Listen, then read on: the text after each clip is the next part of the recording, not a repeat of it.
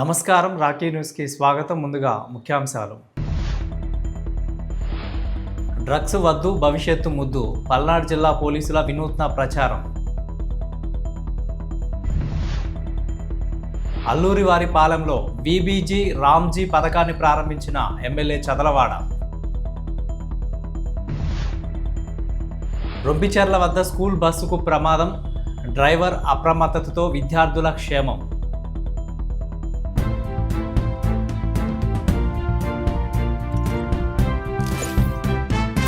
Drugs వద్దు, భవిష్యత్తు ముద్దు అనే నినాదంతో పల్నాడు జిల్లా పోలీసులు ప్రత్యేక కార్యక్రమం చేపట్టారు. ఈ కార్యక్రమంలో భాగంగా జిల్లాలోని పలు కళాశాల విద్యార్థులను చైతన్యపరచడంతో పాటు అనర్థాలను ప్రజలకు తెలియజేస్తున్నట్లు నరసరావుపేట 1వ పట్టణ పోలీస్ ఇన్స్పెక్టర్ ఫిరోజ్ తెలిపారు. ఎవరైనా డ్రగ్స్ రవాణా చేస్తున్నా, విక్రయిస్తున్నా సమాచారం అందిన వెంటనే దగ్గరలోని పోలీస్ స్టేషన్ కానీ 100కు కానీ కాల్ చేసి సమాచారం ఇవ్వాలని ఆయన తెలిపారు. మన సమాజంలో అతి ముఖ్యమైనటువంటి సమస్య ఈ మాదక ద్రవ్యాలు, డ్రగ్స్ అనేది బాగా విపరీతంగా తయారైంది. దీనివల్ల పిల్లలు బంగారం లాంటి భవిష్యత్తుని పాడు చేసుకుంటున్నారు. పిల్లలు ఒక్కసారి కనుక ఈ మత్తుకి బానిసలు అయ్యారు అని అంటే, అలవాటు పడ్డారు అని అంటే దాని నుంచి బయటికి రావడం చాలా చాలా కష్టం. దానివల్ల వాళ్ళు హెల్త్ పరమైన సమస్యలను ఫేస్ చేయాలి, ఆర్థికపరమైన సమస్యలను ఫేస్ చేయాలి, రకరకాల సమస్యలను ఫేస్ చేయాల్సిన పరిస్థితి వస్తుంది. వాళ్ళ బంగారం లాంటి భవిష్యత్తు పాడైపోతుంది. కాబట్టి యువత, పర్టికులర్గా చదువుకునే పిల్లలు అందరూ కూడా వీటన్నిటికీ దూరంగా ఉండాలి. ఇటువంటిది ఏది వచ్చినా సరే ఇమీడియట్గా టోల్ ఫ్రీ నెంబర్ ఉంటుంది 1972 లేదా 112 ఆర్ 100. ఇలాంటి నెంబర్లకు మీరు కాల్ చేసి సమాచారం చెప్పినట్లయితే పోలీసులు అటువంటి వాటి మీద తీవ్రమైన చర్యలు తీసుకునేదానికి అవకాశం ఉంటుంది. యువత అంతా కూడా చైతన్యవంతంగా ఉండాలి, ఇటువంటి వాటికి దూరంగా ఉండాలి. మీ భవిష్యత్తుని మీరే కాపాడుకోవాలి. అదేవిధంగా తల్లిదండ్రులు కూడా మన పిల్లల యొక్క బిహేవియరల్ ప్యాటర్న్ ఎట్లా ఉంది, వాళ్ళు జాగ్రత్తగా ఉన్నారా లేదా అని కంటిన్యూస్గా వాళ్ళ మీద ఒక వాచ్ అనేది మెయింటైన్ చేయాలి. ఎటువంటి చిన్న చిన్న మార్పులు కనిపించినా కానీ మీరు ఇమీడియట్గా చిన్న స్టేజ్లోనే వాటిని గమనించితే మీ పిల్లల యొక్క భవిష్యత్తుని మీరు కాపాడుకున్న వాళ్ళు అవుతారు.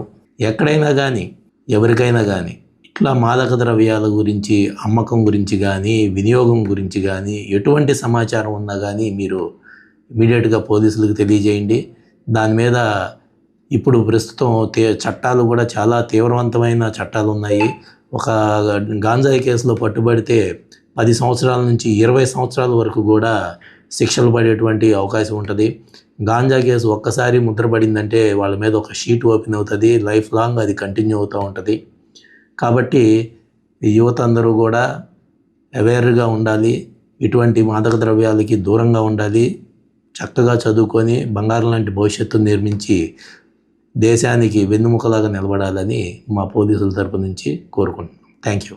పల్నాడు జిల్లా నరసరావుపేటలోని ప్రకాష్ నగర్ స్వామి స్కూల్ సమీపంలో షాలిం నగర్ వెళ్లే రహదారి మలుపు వద్ద ఆకతాయిల వేధింపులపై స్థానికులు తీవ్ర ఆందోళన వ్యక్తం చేస్తున్నారు. రైల్వే స్టేషన్కు వెళ్లే మార్గంలో గోడలు పగిలిపోవడంతో ఆ ప్రాంతంలోని పాతకాల ఆలయాన్ని కొందరు ఆకతాయిలు అడ్డాగా మార్చుకొని మద్యం సేవిస్తున్నారని స్థానిక మహిళలు ఆరోపిస్తున్నారు. దీంతో ఆ మార్గంలో రాకపోకలు సాగించే మహిళలు, విద్యార్థులు, ప్రజలు ఇబ్బందులు ఎదుర్కొంటున్నట్లు తెలిపారు. వెంటనే ఆ ప్రాంతంలో పోలీసు పహారా పెంచి ఆకతాయిలపై కఠిన చర్యలు తీసుకోవాలని కోరుతున్నారు.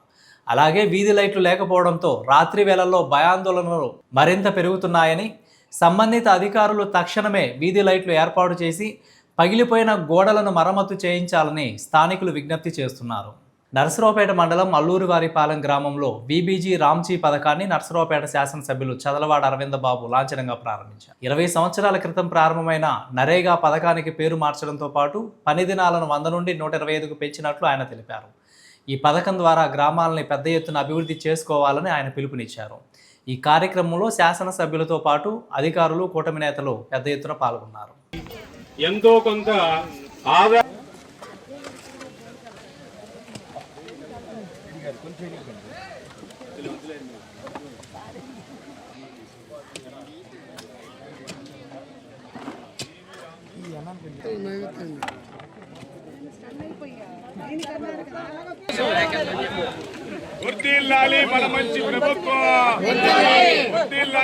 वीबीजी रामजी विकसित भारत गारंटी फॉर रोजगार एंड आजीविका मिशन ग्रामीण అనేటువంటి స్కీము మనం సింపుల్ గా పీబీజీ రామ్జీ అని పిలుచుకుంటాము. సో ఈ పథకానికి సంబంధించి మరి నిన్న గౌరవ ముఖ్యమంత్రి గారు అదేవిధంగా కేంద్ర మంత్రివర్యులు తిరుపతిలో నేషన్ వైడ్ గా ఈ ప్రోగ్రామ్ ను ప్రారంభించడం జరిగింది.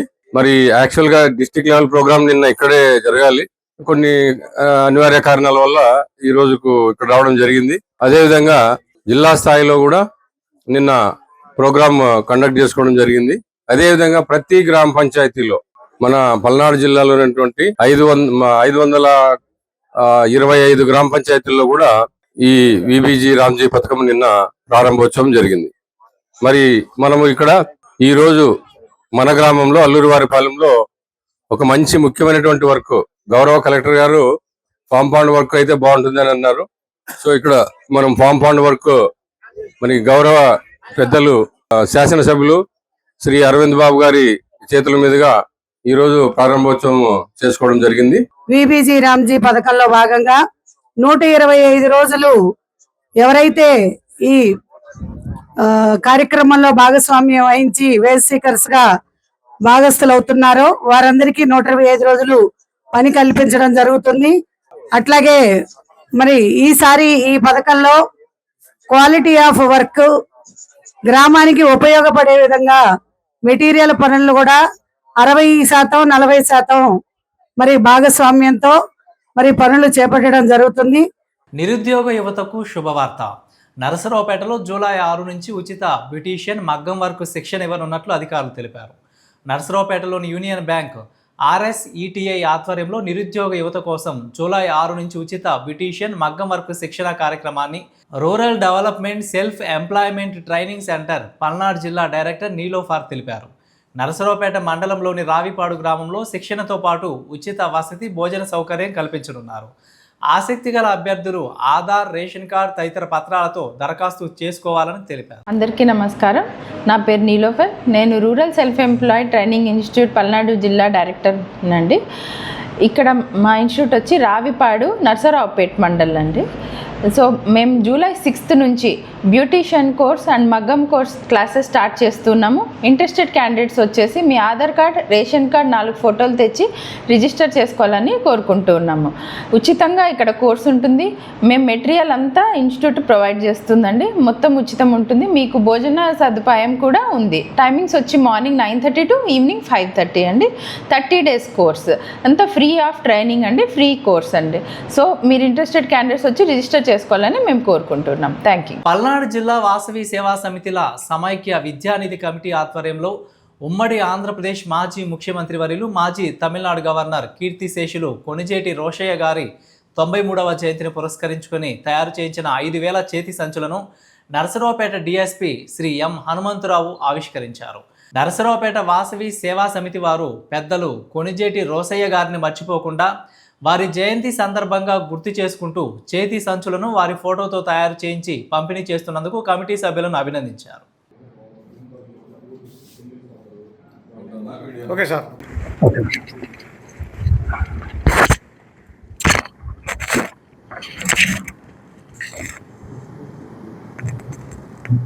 పల్నాడు జిల్లా వాసవి సేవా సమితి సమాఖ్యల తరపున లాస్ట్ టైం ఆల్రెడీ ఇదే ఆఫీస్లో ఒక 5,000 బ్యాగ్స్ ఇలాగే ఓపెన్ చేయడం జరిగింది. మన చిత్రాల గురుపెద్దన్న గారి సమక్షంలో, వారి ఆధ్వర్యంలో. ఎందుకంటే ఇది వారికి ఈ పెద్ద ఆయన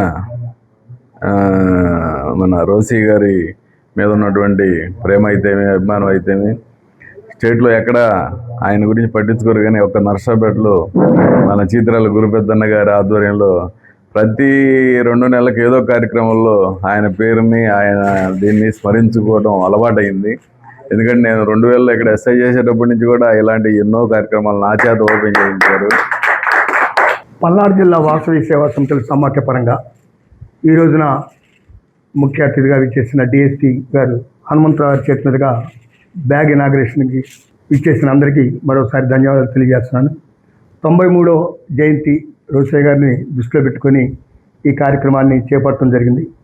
ఆయన ఆ రోజు ఉన్నప్పుడు, ఈరోజు లేకపోయినా ఆ కార్యక్రమాన్ని మేము నిర్విరామంగా వాసవి సేవా సమితి పరంగా చేస్తున్నామంటే, ఆ వాసవి సేవా సమితి స్టార్ట్ చేసిన టైము 11/4/95 ఆ టైము మంచిదని నేను అనుకున్నాను. ఆ రోజు నుంచి ఈ రోజు వరకు మరి 31వ సంవత్సరంలో ఉన్నాం. మరి ప్రతి ఒక్క కార్యక్రమాన్ని మా వంతు మేముగా పనిచేస్తున్నాం. మా కమిటీ సభ్యులందరూ కూడా సహకరిస్తూ ఉన్నారు. మరి ఈరోజు ఒక విషయం ఏంటంటే డిఎస్పీ గారు హనుమంతరావు గారు మరి ఆయన చేతి మీదుగా ఆవిష్కరించడం ఒక రకంగా సంతోషం. నరసరావుపేటలో కార్పొరేట్ స్కూల్ ఆగడాలు మితిమీరుతున్నాయని తల్లిదండ్రులు ఆరోపిస్తున్నారు. పట్టణంలోని ఒక ప్రైవేటు కార్పొరేట్ పాఠశాలలో 4వ తరగతి విద్యార్థిని యూనిఫామ్ విప్పించి బాత్రూంలో కూర్చోబెట్టిన ఘటన సంచలనం రేపింది. ఈ ఘటనపై ఆగ్రహం చెందిన తల్లిదండ్రులు ప్రిన్సిపల్పై 1వ టౌన్ పోలీస్ స్టేషన్లో ఫిర్యాదు చేశారు. జరిగిన ఘటనపై విచారణ చేపట్టామని, బాధితులపై కఠిన చర్యలు తీసుకుంటామని విద్యాశాఖ అధికారులు తెలియజేశారు. జరిగిన సంఘటనలో స్కూల్కి వెళ్ళి ప్రాథమికంగా వాళ్ళు సమాచారం తీసుకోవడం జరిగింది. డిఓ గారి దృష్టికి తీసుకోగానే దాన్ని పూర్తి ఎంక్వైరీ రిపోర్టు సమర్పించగలుగా ఆదేశాలు మాకు ఇచ్చి ఉన్నారు. ఆదేశానుసారం ఈరోజు రేపట్లో అందరినీ ఎంక్వైరీ చేసి అక్కడ ఉన్న పిల్లల్ని, పేరెంట్స్ని, ఎవరైతే బాధితులు ఉన్నారో ఆ పేరెంట్స్ కొద్దిగా బాధలో ఉన్నారు, రాలేమన్నారు కాబట్టి వాళ్ళు రాగానే వాళ్ళని పిలిపించి మాట్లాడి తదర్ రిపోర్ట్ని ప్రిన్సిపల్ గారు ఇచ్చేటువంటి స్టేట్మెంటు వీళ్ళ స్టేట్మెంట్ కలిపి అక్కడ జరిగిన వాస్తవ సంఘటనలని పై అధికారుల దృష్టికి, డిఓ గారి దృష్టికి తీసుకెళ్ళి తగిన చర్యలు చట్ట ప్రకారం తీసుకోవడం జరుగుతుంది. నరసరావుపేట శ్రీ చైతన్య టెక్నో స్కూల్లో జరిగిన విషయం గురించి మేము విద్యార్థి సంఘంగా, యువజన సంఘంగా రెస్పాండ్ అవ్వాలని చెప్పేసి అనుకున్నాము. అక్కడ జరిగిన విషయం ఏమిటంటే, ఒక 4వ తరగతి విద్యార్థిని బట్టలు వేరే ఒక స్టూడెంట్కి ఐడి కార్డు కోసం డ్రెస్ లేదు అని చెప్పేసి ఈ పిల్ల చేత ఆ డ్రెస్ ఇప్పించేసి వేరే విద్యార్థినికి ఇప్పించి ఐడి కార్డు కోసం ఫోటో తీశారని చెప్పేసి ఆ ఆరోపణ.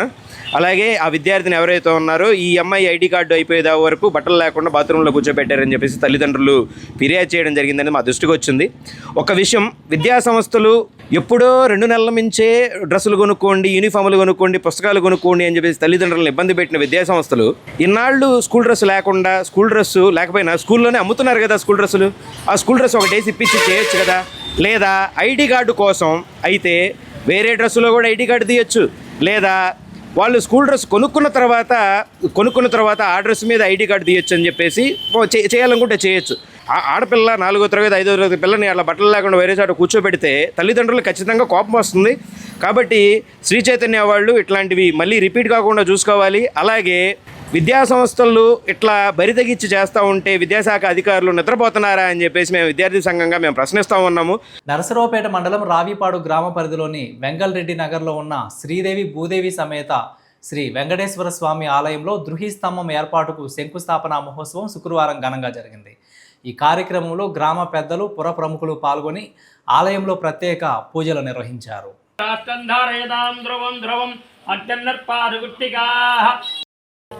ఓం నమో వెంకటేశాయ.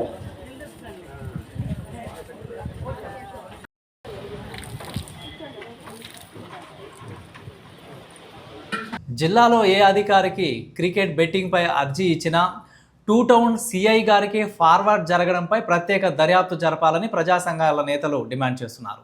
నరసరావుపేట 2 టౌన్ సిఐ క్రికెట్ బుకీలతో సంబంధాలు కలిగిన ఆధారాలు మరియు సీజ్ చేయాల్సిన 22 లక్షలు వేరే వారి పేరు ట్రాన్స్ఫర్ చేయించారని, అలాగే క్రికెట్ బుకీ గోల్డ్ శేఖర్పై అధికారుల సలహాతో పీడీ యాక్ట్ పెడతారని చెప్పి మిగిలిన ముద్దాయిలు ఇస్లాంపేట, నాగూర్, ప్రొద్దుటూరుకు చెందిన మౌర్యవర్ధన్ రెడ్డిలను అరెస్టు చేయకపోవడంపై రాజీ చేసుకునే దాంట్లో భాగమేనని వారు ఆరోపిస్తున్నారు. Cricket betting mafia gold Shekhar ఇంకా దరిదాపుల మొత్తంగా నరసరావుపేట కేంద్రంగా ఇంకా దరిదాపుల 20 మందికి పైగా క్రికెట్ మాఫియా నడుస్తుంది. ఇటీవల 2వ పట్టణ పోలీసు వారు క్రికెట్ బెట్టింగ్ గోల్డ్ శేఖర్ను అదేవిధంగా వాళ్ళ అనుచరులని అరెస్ట్ చేసిన సందర్భంగా వాళ్ళ అనుచరుల అకౌంట్లో ఉన్న 22 లక్షల రూపాయలు 2వ పట్టణ పోలీసు వారు క్రికెట్ బుకీలు కుమ్మక్కయ్యి ఆ డబ్బులు కనపడకుండా చేశారు. ఈ విషయం మీద ప్రజా సంఘాలుగా మేము పెద్ద ఎత్తున యువతని ఎవరైతే క్రికెట్ బెట్టింగ్ ముసుగులో అంటే ట్రేడింగ్ పేరుతో పెట్టుబడులు పెట్టించి మోసం చేసి కోట్ల రూపాయలు యువతను దోచుకొని యువత ప్రాణాలు పోవడానికి కారణమైనటువంటి cricket betting mafia gold Shekar కానీ, రాయిపాటి వీరాంజనేయులు కానీ వీళ్ళందరి మీద కఠినమైన చర్యలు తీసుకోవాలని చెప్పి ప్రజా సంఘాలుగా మేము గత 6 నెలలుగా పల్నాడు జిల్లా కలెక్టర్ గారికి, అదేవిధంగా జిల్లా ఎస్పీ గారికి, మరి డిఎస్పీ గారికి అనేక మార్లు అర్జీలు ఇచ్చినప్పటికీ ఇప్పటికీ వాళ్ళ మీద ఎలాంటి చర్యలు తీసుకోకపోవడం వలన ఇటీవల కాలంలో మేము మళ్ళీ గ్రీవెన్స్ డేలో దీని మీద త్వరితగతిన చర్యలు తీసుకొని బాధితులైన వారికి వాళ్ళ దగ్గర ఉన్న ఎవరైతే ఆ క్రికెట్ బెట్టింగ్ ముఠా ఉన్నాళ్ళో వాళ్ళ దగ్గర స్వాధీనం చేసుకొని బాధితులకు పంచాలని చెప్పి మేము జిల్లా కలెక్టర్ గారికి అర్జీ ఇవ్వడంతో జిల్లా కలెక్టర్ ఆఫీస్ నుంచి ఎస్పీ గారికి, ఎస్పీ గారి ఆఫీస్ నుంచి డిఎస్పీ గారికి విచారణని ఫార్వర్డ్ చేయడం జరిగింది. అయితే ప్రజా సంఘాలుగా మేము బాధితులను వెంటేసుకొని డిఎస్పీ గారి ఆఫీసుల చుట్టూ పడిగాపులు కాసినా కానీ గంటల తరబడి మాకన్నా వెనకొచ్చినటువంటి అనేక మంది అర్జీలను వాళ్ళు తీసుకొని వాళ్ళు పరిశీలిస్తున్నారు. కానీ పీజీఆర్ఎస్లో మేము ఇచ్చిన ప్రజా సంఘాలుగా ఈ గోల్డ్ శేఖర్ మీద ఇచ్చిన కంప్లైంట్ మాత్రం వారు పరిగణలోకి తీసుకోకుండా కాలయాపన చేస్తూ తీవ్రమైన ఇబ్బందులకు గురి చేస్తూ ఉన్నారు. పల్నాడు జిల్లా రొంపిచెర్ల మండలం సంతగుడిపాడు గ్రామం వద్ద నర్సరావుపేటకు చెందిన ప్రైవేటు స్కూల్ బస్సు ప్రమాదానికి గురైంది. బస్సు ఇంజిన్ నుండి అకస్మాత్తుగా పొగలు మంటలు వచ్చాయి. అప్రమత్తమైన డ్రైవర్ బస్సును రోడ్డు పక్కన ఆపి విద్యార్థులను ప్రమాద బారిన పడకుండా కాపాడడంతో అందరూ ఊపిరి పీల్చుకున్నారు. గ్రామస్తులు సకాలంలో స్పందించి బస్సులో నుండి వస్తున్న మంటలను ఆర్పేయడంతో పెద్ద ప్రమాదం తప్పింది.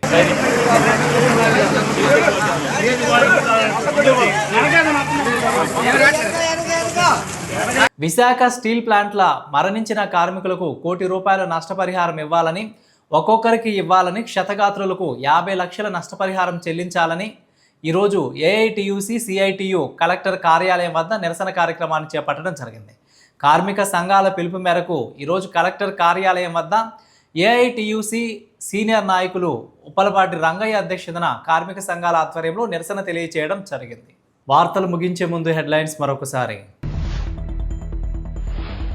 డ్రగ్స్ వద్దు, భవిష్యత్తు ముద్దు. పల్నాడు జిల్లా పోలీసుల వినూత్న ప్రచారం. అల్లూరివారి పాలెంలో బీబీజీ రామ్జీ పథకాన్ని ప్రారంభించిన ఎమ్మెల్యే చదలవాడ. రొంపిచెర్ల వద్ద స్కూల్ బస్సుకు ప్రమాదం, డ్రైవర్ అప్రమత్తతతో విద్యార్థుల క్షేమం. వార్తలు ఇంతటితో సమాప్తం. తిరిగి మరో బులెటిన్లో మళ్ళీ కలుద్దాం. అంతవరకు సెలవు. నమస్కారం.